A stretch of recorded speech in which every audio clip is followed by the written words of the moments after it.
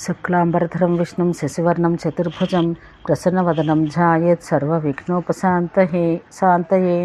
గవ ఆయుర్వేద కథనము. ధన్వంతరి చెప్పెను, రాజు గోవులను బ్రాహ్మణులను పాలించాలి. ఇప్పుడు గోశాంతి చెప్పెదను. గోవులు పవిత్రమైనవి, మంగళప్రదమైనవి. లోకములన్నయు గోవులలో ప్రతిష్ఠితములై ఉన్నవి. గోమయము, గోమూత్రము అలక్ష్మీనాశకములు. వాటి శరీరాన్ని గోకుట, కొమ్ములు మర్దించుట, నీళ్లు తాగించుట ఇవి కూడా అలక్ష్మీ నివారకములు. గోమూత్రం, గోమయం, క్షీరం, దధి, ఘృతం, గోరోచన ఇవి 6 సేవించుటకు ఉత్తమమైనవి. దుస్వప్నాదులను తొలగించును. గోరోచన విషయమును రాక్షసులను నశింపచేయును. గోవుకు గ్రాసమిచ్చేవాడు స్వర్గాన్ని పొందును. ఎవని ఇంటిలో గోవులు దుఃఖించుచుండునో అతడు నరకానికి పోవును. ఇతరుల గోవుకు గ్రాసమిచ్చేవాడు స్వర్గమునకు పోవును. గోహితం కోరువాడు బ్రహ్మలోకం పొందును. గోదానం, గోమహత్య కీర్తనం, గోరక్షణం చేసిన వాడు తన కులాన్ని ఉద్ధరించును. గోవుల శ్వాస తగిలి భూమి పవిత్రమగును. వాటి స్పర్శచే పాపాలు నశించును. ఒక దినాన గోమూత్ర, గోమయ, క్షీర, దధి, ఘృత, కుశోదకాలను ఉపవాసం చేస్తే చండాలుడు కూడా పరిశుద్ధుడగును.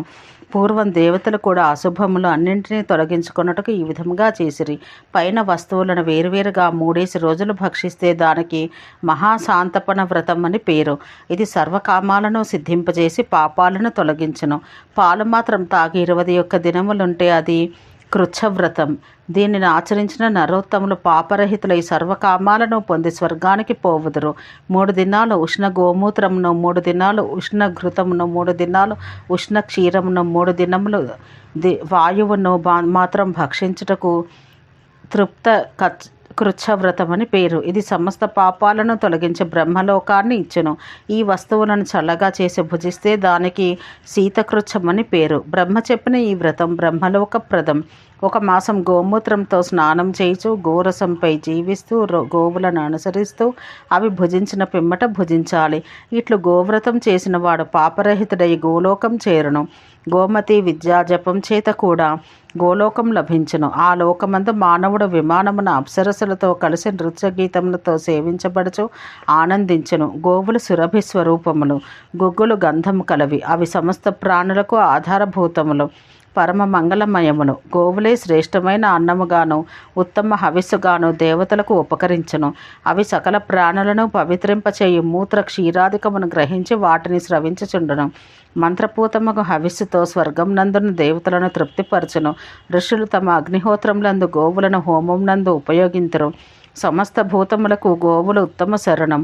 గోవులు చాలా పవిత్రమైనవి, మంగళకరమైనవి. స్వర్గ సోపానములు, ధన్యములు, సనాతనములు. సురభి కుమార్తెలకు లక్ష్మీప్రదములైన గోవులకు నమస్కారం. బ్రహ్మసుతులకు నమస్కారము. ఒకే కులము బ్రాహ్మణులు, గోవులు అని 2 విధములుగా చేయబడినది. ఒకదాని యందు మంత్రములు, మరి ఒక దాని యందు హవిస్సు ఆధారపడి ఉన్నది. ఈ జగత్తంతయు దేవ, బ్రాహ్మణ, గోసాధు పతివ్రతలపై నిలిచి ఉన్నది. అందుకే వారందరూ పూజ్యతములు. గోవుల నిరుత్రాగు స్థానం తీర్థం. గంగాది నదులు గోస్వరూపములు. గోమహత్యమును చెప్పి తిని ఇప్పుడు వాటి చికిత్స వినుము. కొమ్ములకు రోగం వచ్చినప్పుడు శృంగవేర బల మాంసి కల్కముతో సిద్ధం చేయబడిన సైంధవం చేర్చిన తైలమును తేనె కలిపి ఉపయోగించాలి. కర్ణరోగమందు మంజిష్ట, హింగు, సైంధవములతో సిద్ధమగు తైలమును ఉపయోగించాలి. లేదా వెల్లుల్లి వేసి కాచిన తైలం ఉపయోగించాలి. దంతశూలమందు బిల్వమూల, అపామార్గ, ధాతకి, పాటల, కుట జపములు లేపం చెయ్యాలి. ఇవి దంతశూలమును పోగొట్టును. దంతశూలమును హరించి ద్రవ్యములను ఘృతమునందు ఉడికించి ఇస్తే ముఖరోగమును తొలగించును. జిహ్వారోగములందు సైంధవం ప్రశస్తం గల గ్రహరోగమున శుంఠి, ద్వివిధ, హరిద్ర, త్రిఫల మంచిది.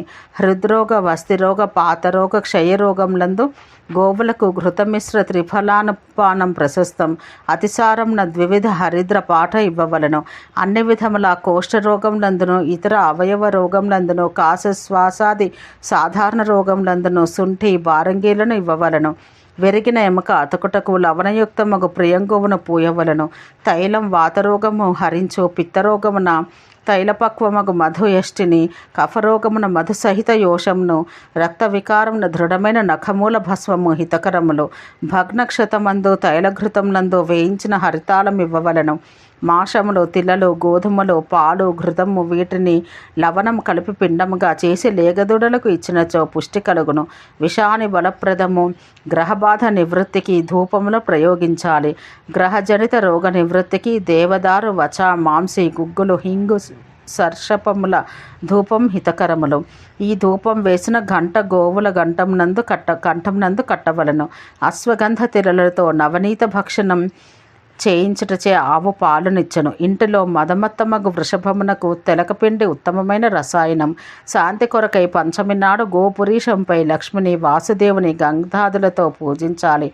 దీనికి అపరాశాంతి అని పేరు. ఆశ్వేజ శుక్ల పూర్ణిమ నాడు శ్రీహరిని పూజించాలి. హరి, రుద్ర, బ్రహ్మ, సూర్య, అగ్ని, లక్ష్ములను ఘృతంతో పూజించాలి. దధితిని గోవులను పూజించి అగ్ని ప్రదక్షిణం చెయ్యాలి. గృహ బహిర్భాగమున గీత వాద్య ధ్వనులతో వృషభ యుద్ధం ఏర్పరచాలి. గోవులకు లవణం, బ్రాహ్మణులకు దక్షిణ ఇవ్వాలి. మకర సంక్రాంత్యాది పర్వతములందు లక్ష్మీ సహితుడకు శ్రీ మహావిష్ణువును స్థండిలంపై నిర్మించిన పద్మ మధ్యమున పూజించాలి. దిక్కులందు కమల కేసరాలపై దేవతలను పూజించాలి.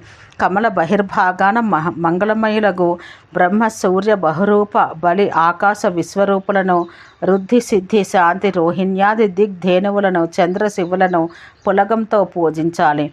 కలశస్థ పద్మపత్రములపై దిక్పాలరులను పూజించాలి.